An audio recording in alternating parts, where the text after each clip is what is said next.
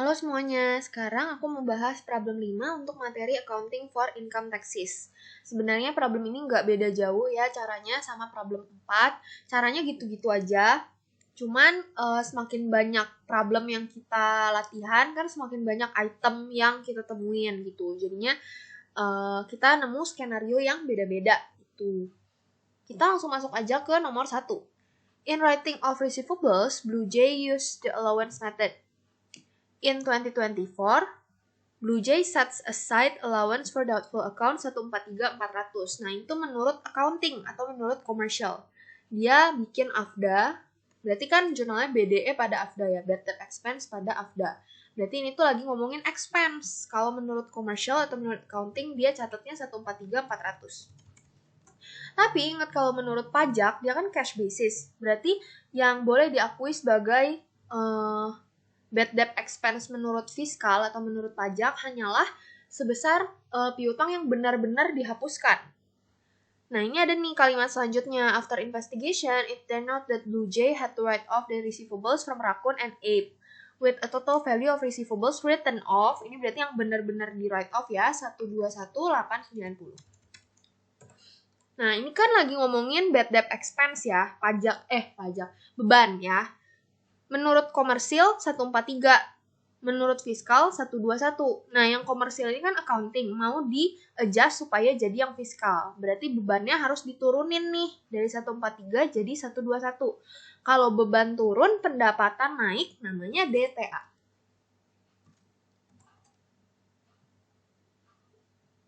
Oke. Terus, angkanya tinggal diselisihin aja. Ingat kalau DTA itu sifatnya positif. Oke, terus lanjut ke sini, ke tabel perhitungan taxable income-nya. Pre-tax income ini itu sebesar laba menurut accounting ya. Laba menurut accounting itu sebesar 4095. Nih, ada di soal di kalimat kedua. 4095. Terus yang tadi itu transaksi nomor 1 dia masuknya ke temporary difference karena beda waktu doang, kan? 1 bad debt expense DTA sebesar 21.510. Oke, terus sekarang kita lanjut ke soal nomor 2. Blue Jay rents out itu menyewakan ya. Menyewakan a plot of unused land in Bekasi with a rental value of 250 juta per semester starting from January 1st, 2024. Menurut komersil, dia akan ngakuin rent revenue sebesar 250 juta per semester. Kalau per tahun berarti kan tinggal dikali 2 ya. Tapi menurut fiskal yang diakuin itu 0. Kenapa? Karena ini kan pendapatan sewa ya, tapi sewa tanah dan bangunan. Kayak yang aku udah mention, kalau pendapatan sewa tanah dan bangunan itu kena PPh final. Ya, kena PPh final, PPh pasal 4 ayat 2. Jadi, menurut fiskal atau menurut taxation, yang diakuin untuk hitung taxable income PPh badan adalah 0. Nggak boleh diakuin lagi sebagai revenue. Nah, ini kan sifatnya menurunkan revenue ya. Menurut accounting ngakuin revenue 500 juta, tapi menurut pajak revenue-nya 0. Revenue harus diturunin. Kalau revenue turun, dia itu corvis negatif. Tapi dia ini kan menurut undang-undang, berarti dia bukan temporary difference, melainkan permanent difference. Maka di sini namanya PD minus. PD minus of course sifatnya minus ya. Minus 500 juta. Permanent difference. Masukin ke tabel sini. Rent revenue land sifatnya minus 500 juta. Terus kita lanjut ke nomor 3. In order to introduce its product, Blue Jay signed an advertising contract for 3 years with an advertising agency for 225 juta. The contract is paid in full in early 2023. Nah, kayak yang aku bilang, kalau misalnya transaksinya itu udah mulai sejak tahun sebelumnya, ini kan sekarang kita lagi di 2024 ya. Sedangkan kontraknya mulai dari awal 2023. Berarti kita harus bikin perbandingan sejak mulai tahun pertama itu.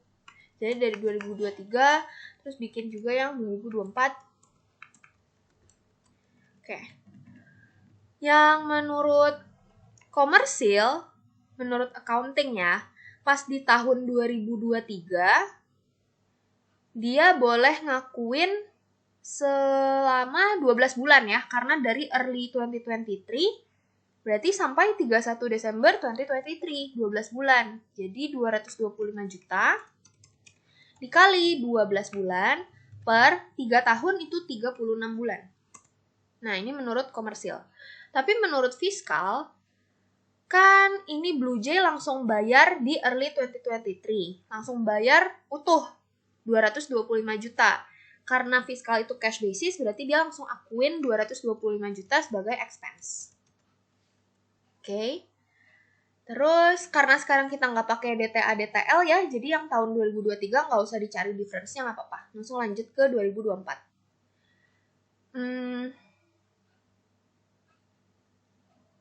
Di 2024 itu juga dia ngakuin selama full 1 tahun ya, 225 juta dikali 12 per 36.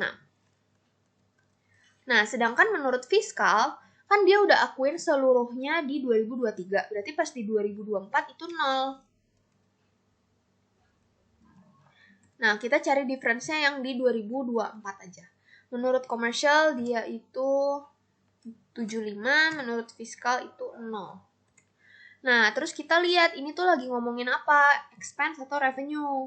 Ini kan ngomongin advertising expense ya. Ngomongin advertising expense.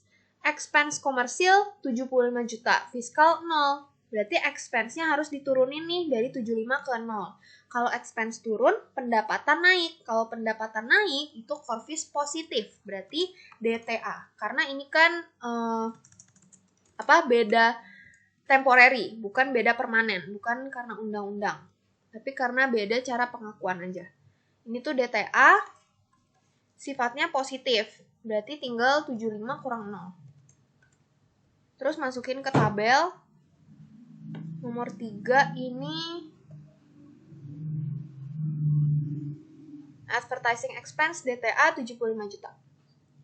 Terus kita lanjut ke nomor 4. Di nomor 4 ini transaksinya tentang charity ya, donations gitu. The company makes donations to the following activities during 2024. Nomor 4 ya.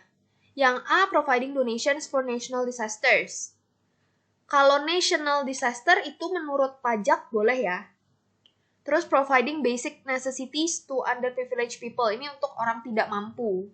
Itu nggak boleh diakui sebagai expense menurut pajak. Terus donations for blood victims in Solo. Ini juga nggak boleh karena ini bencananya regional. Yang boleh itu kalau bencana nasional. Ya, jadi kalau menurut commercial, menurut accounting, dia akan ngakuin semuanya jadi expense. 120 juta, tambah 12.500, tambah 25 juta. Ini diakui semua jadi expense. Sedangkan kalau menurut fiskal, yang boleh hanya yang A, for national disasters. Oke. Ini kan ngomongin beban ya, karena kita yang bayar gitu, kita yang keluarin uang untuk donate. Kalau beban turun dari 157 ke 120, beban turun kan pendapatan naik. Berarti dia itu core fees positif. Tapi karena dia ini berhubungan dengan undang-undang ya, PMK nomor 76, makanya dia adalah permanent difference. Permanent difference yang sifatnya positif. 37.500, terus masukin ke tabel.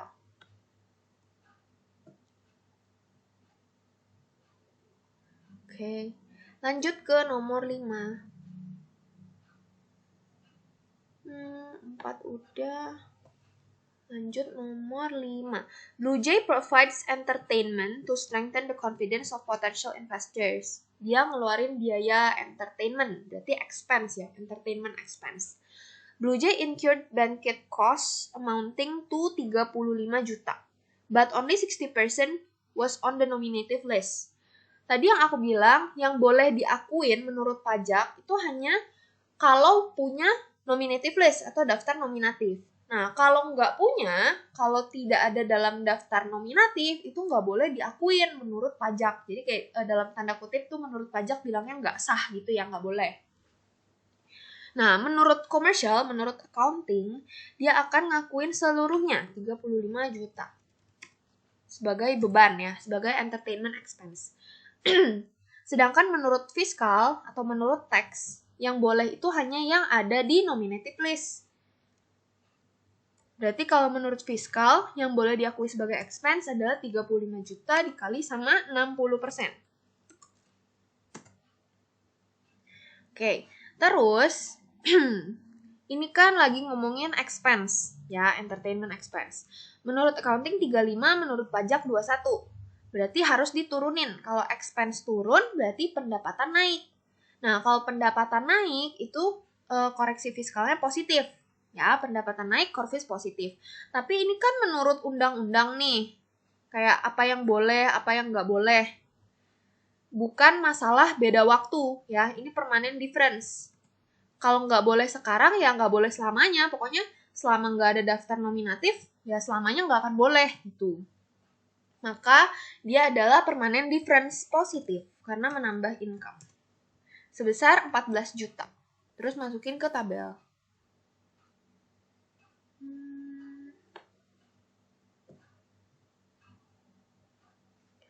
Oke. Terus sekarang kita lanjut ke nomor 6. Nomor 6, the company makes insurance payments on November 12, 2024 for a period of 1 year amounting to 24 juta. Jadi ini perusahaan bayar asuransi ya, perusahaan bayar asuransi untuk 1 tahun sejak 12 November 2024. Nah, menurut accounting kan pakai accrual basis. Berarti yang boleh diakui sebagai beban adalah dari 12 November sampai 31 Desember aja, kan? 24 juta dikali sama dari 12 November ke 31 Desember itu berapa bulan? Itu November, Desember, 2 bulan. 2 per, karena periode insurance-nya 1 tahun berarti per 12. Terus menurut fiskal gimana? Kalau fiskal dia itu kan pakai cash basis. Berarti pas 12 November itu dia langsung bayar 24 juta full. Nah, langsung diakui sebagai expense semuanya kalau menurut pajak. Ini kan lagi ngomongin beban ya, insurance expense. Beban menurut accounting 4, menurut pajak 24. Berarti bebannya harus dinaikin ya, dari 4 jadi 24, harus dinaikin. Kalau beban naik, pendapatan turun, DTL. Oke, DTL itu sifatnya minus. Terus masukin ke tabel di temporary difference. Pokoknya ingat kalau permanent difference itu biasanya yang berhubungan dengan undang-undang, apa yang boleh, apa yang nggak boleh. Sedangkan kalau temporary ini kayak beda accrual basis, cash basis gitu. Beda kapan waktu pengakuannya, bukan secara regulasi nggak boleh. Kalau secara regulasi boleh nggak boleh itu permanent difference. Terus sekarang kita ke nomor 7. Ini 7 ada 7A, 7B. Agak ribet nih karena ngomongin depresiasi. Yang pertama, yang nomor 7A, the company has the following asset. Yang pertama, itu a building used for operational activities since 18 Juni 2017. Dengan cost 12 miliar, is depreciated using the straight line method for 8 years. Fiscally, this building is classified as a non-permanent building. Ingat yang aku catat di papan, kalau non-permanent itu masa manfaatnya 10 tahun. Ya, biasa kalau secara pajak emang gitu, dia nggak sebut secara eksplisit berapa tahun masa manfaatnya, tapi dia pakai golongan-golongan. Makanya kalian perlu hafalin. Ini tuh dia pakai straight line method. Kalau pakai straight line method itu sebenarnya nggak ribet banget. Bahkan nggak ribet at all ya. Apalagi sekarang kita udah nggak ada konsep DTA minus, DTL minus kayak tahun-tahun lalu. Paling tuh yang beda hanya di tahun pertama, di tahun 2017 ini ya. Bedanya kenapa? Kalau menurut accounting, Juninya itu nggak dihitung karena udah lewat cut off tanggal 15. Sedangkan menurut pajak, dia hitung depresiasi untuk bulan Juni juga. Nah, itu bedanya di tahun pertama. Tapi untuk tahun-tahun selanjutnya, 2018, 19, 20, sampai 24, itu nggak akan beda. Karena kan tinggal kita bagi aja cost-nya sama umur manfaat, ya kan? Jadi full 1 tahun gitu nyarinya. Ini berarti aku skip aja, aku nggak usah isi yang ini, yang tahun-tahun sebelumnya, kita langsung isi 2024 aja. Nah, kalau menurut accounting, cost-nya itu kan 12M. Terus depreciated using the straight line method for 8 years. Dibagi umur manfaat 8 tahun. Nah, depresiasi menurut commercial itu 1,5M. Tapi menurut pajak itu gimana? Kalau menurut pajak itu dia kan bangunan non permanen, berarti umur manfaatnya 10 tahun. Cara hitung depresiasinya tinggal cost 12M dibagi sama useful life non permanent building 10 tahun.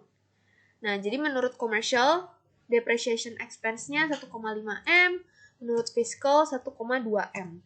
Nah, karena ini kita lagi ngomongin expense ya, atau beban, dari commercial 1,5 mau diturunin supaya jadi yang fiskal 1,2. Beban turun, pendapatan naik. Kalau pendapatan naik berarti DTA, karena dia ini temporary difference ya, DTA. Sifatnya positif, 300 juta. Terus masukin ke tabel di temporary difference. Oke, itu baru yang 7A. Sekarang kita lanjut ke 7B.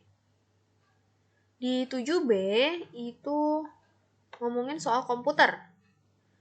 Computers owned since September 9, 2023 with a cost of 225 juta are depreciated using the double declining balance method for 10 years. These computers are classified as class 2 asset. Ingat kalau golongan 2 itu useful life-nya 8 tahun ya. Golongan 1, 2, 3, 4, useful life-nya 4, 8, 16, 20. Ini agak ribet karena dia pakai double declining. Berarti mau nggak mau kita hitung tahun sebelumnya. Tapi untungnya cuma mulai dari 2023 aja. Baru belinya di 2023. Berarti yang dihitung 23 sama 24. Nah, untuk yang commercial dulu, kalau misalnya useful life-nya 10 tahun, berarti kan rate depresiasinya itu 2 kali 100% bagi 10, ya, 20% rate-nya. Berarti cara hitungnya 225 juta, dikali rate depresiasinya 20%, terus dikali fraction, karena dia belinya nggak dari 1 Januari, melainkan dari 9 September. Nah, 9 September sampai 31 Desember itu berapa bulan? September, Oktober, November, Desember. 4/12. Oke, terus lanjut hitung yang tahun 2024. Tahun 2024 itu cara hitungnya kan ini pakai double declining, berarti cost dikurang depresiasi tahun sebelumnya. Atau kita mau cari book value-nya ya, kali sama 20%. Ini full 1 tahun karena dari 1 Januari. Dapat 42 juta. Terus sekarang mau hitung yang fiskal, dia itu umur manfaatnya kan pakai, dia itu golongan 2. Berarti umur manfaatnya 8 tahun. Rate-nya 2 kali 100% dibagi sama 8. 25%. Cara hitungnya cost 225 juta kali 25% terus dikali fraction. Nah, dia tuh belinya tanggal 9 September. Berarti Septembernya dihitung ya. Ini kebetulan tanggalnya awal bulan. Tapi meskipun tanggalnya akhir bulan, kalau menurut pajak harus dihitung juga bulan tersebut. Misalnya 29 September. Ya, menurut fiskal, Septembernya juga harus dihitung. Ini kebetulan awal bulan aja. September, Oktober, November, Desember. 4/12. 18,750. Terus hitung yang tahun kedua, yang full 1 tahun. 225 juta dikurang depre tahun sebelumnya kali 25%. Oke. Komersialnya itu 42 juta, fiskalnya 51.562.500. Karena ini lagi ngomongin depreciation expense, beban ya, dari 42 mau ke 51 beban naik. Beban naik, pendapatan turun, DTL. Sifatnya minus. Minus 9.562.500. Masukin ke tabel di temporary difference. Oke, terus sekarang kita lanjut ke nomor 8. Blue Jay has an unused computer, so it rents it out starting May 25. Ini Blue Jay menyewakan Ya, berarti Blue Jay akan dapat rent revenue. Karena dia menyewakannya komputer, berarti kan nggak kena PPh final ya. Yang PPh final itu kalau menyewakan tanah dan bangunan, termasuk ruangan, studio gitu. Kalau ini kan komputer, berarti ini boleh diakui jadi dalam perhitungan PPh 21 badan. Nah, di nomor 8 ini kalau menurut accounting atau menurut commercial, dia itu 63 juta dikali dari 25 Mei sampai 31 Desember. Itu berapa bulan? Mei-nya nggak dihitung, Juni, Juli, Agustus, September, Oktober, November, Desember. 7 ya, per 3 tahun berarti 36. 12, 250. Terus menurut fiskal, si Blue Jay ini kan langsung terima pendapatan sewa komputernya, langsung terima rent revenue-nya pada 25 Mei 2024. Sebanyak 63 juta. Karena fiskal ini cash basis, berarti langsung akui revenue-nya 63 juta. Karena ini lagi ngomongin revenue, dari 12 ke 63, itu perlu naik kan? Kalau pendapatan naik, berarti DTA. Karena dia temporary difference juga. DTA sifatnya positif. Terus masukin ke tabel. DTA. Oke. Ingat kalau misalnya pendapatan sewa tanah dan bangunan, berarti menurut fiskal 0 ya. Karena dia udah kena PPh final 4 ayat 2. Jadi nggak masuk ke sini lagi, nggak diakui sebagai pendapatan di sini. Terus nomor 9, ini tentang sales revenue. During 2024, Blue Jay succeeded in generating cash, credit, and installment sales for 9560.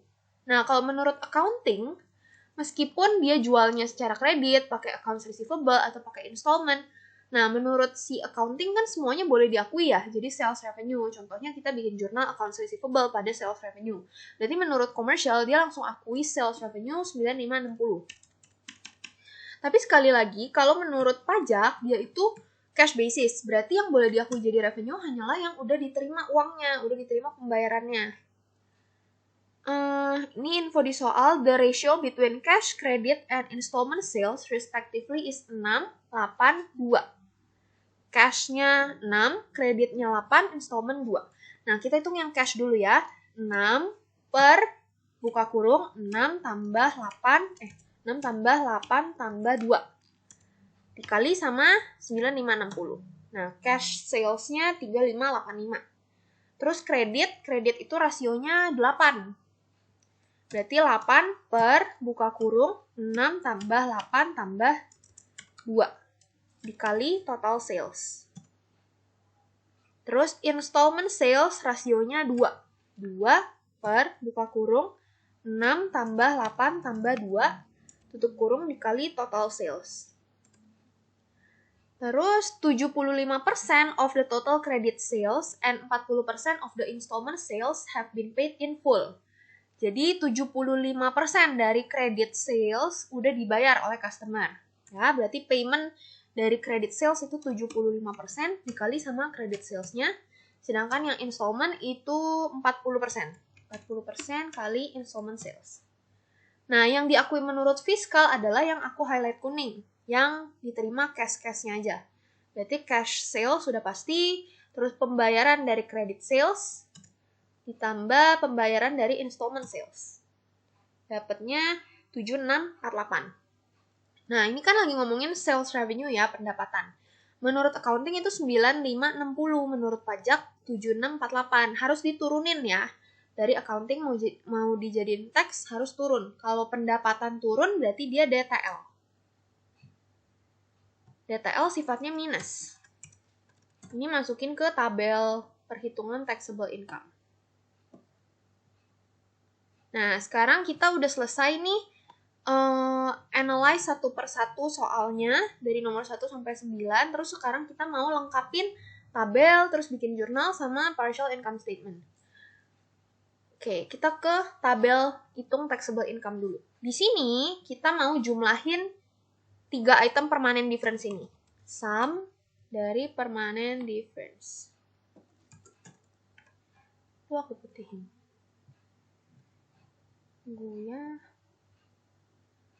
Terus Yang di bawahnya total dari permanent difference ini kita mau jumlahin antara pre-tax income yang 4095 ditambah sama minus 448500, atau dengan kata lain 4095 dikurang 448500. Dapatlah 3646500. Terus sekarang kita totalin semua temporary difference. Ya, dari 1, 3, 6, 7A, 7B, 8, 9. Ini ditotalin semua, di sum. Dapatnya minus 1494302500. Terus untuk taxable income itu gampang, tinggal yang tadi 3646500 dijumlah sama minus 1494302500, atau dengan kata lain 3646500 dikurang 1494. Dapatlah segini taxable income-nya. 2152197500. Kalau udah sampai sini, kita mau totalin semua DTA dan totalin semua DTL. DTA kita jumlahin si bad debt expense yang item nomor 1, advertising expense item nomor 3, ditambah depreciation of building 7A, ditambah sama rent revenue equipment nomor 8. 447260. Terus DTL berarti si insurance expense ditambah sama depreciation of equipment ditambah sama sales. Oke, terus sekarang kita bikin jurnal. Untuk income tax expense dapatnya dari applicable tax rate-nya berapa nih di soal yang item nomor 10 ya, the applicable corporate tax rate is 22%. Berarti income tax expense-nya 22% dikali sama penjumlahan pre-tax income dan permanent difference yang di atas ini, yang 3646500. Oke, 802230000. Terus deferred tax asset tinggal 22% dikali total dari DTA 98397.200. Terus untuk DTL tinggal 22% dikali sama DTL. Tapi kalau di jurnal kan nggak mungkin muncul angka minus, jadi kita buang angka minusnya. Cuma pokoknya intinya tetap dikali sama 22%. Cuma nanti pas ujian tinggal angka minusnya nggak usah ditulis. 427, 143, 750. Terus income tax payable 22% dikali sama taxable income. Ini kalau di jumlah jadi balance 900, 627, 200. Oke, balance. Terus sekarang kita ke income statement yang partial. Income before income tax itu adalah pre-tax income yang 4095. Oke. Terus si income tax expense yang current kita ambil dari angkanya income tax payable yang 473, 483, 450 yang dikredit ya di jurnal kredit income tax payable. Terus untuk deferred ini bisa diisi belakangan dengan cara kita isi penjumlahan dari si current sama deferred dulu ya. Penjumlahannya ini dapatnya dari income tax expense yang di debit yang 802230. Terus kalau udah gini berarti kan gimana caranya supaya si 473 bisa jadi 802? Harus ditambah sama sesuatu kan? Harus ditambah sama 328, 746, 550. Tapi ada cara lain. Kalau misalnya kita mau langsung isi deferred-nya, caranya dengan DTL yang di jurnal yang 427 dikurang sama DTA di jurnal yang 98. Nah, ini sama nih 328, 746, 550. Terus tinggal ditambahin. Oke. Terus untuk dapat income after income tax, tinggal income before income tax dikurang sama income tax expense. Dapatlah income after income tax-nya 3292,770,000. Oke, sekian untuk problem 5. Kalau misalnya ada pertanyaan, boleh chat aku aja ya. Thank you.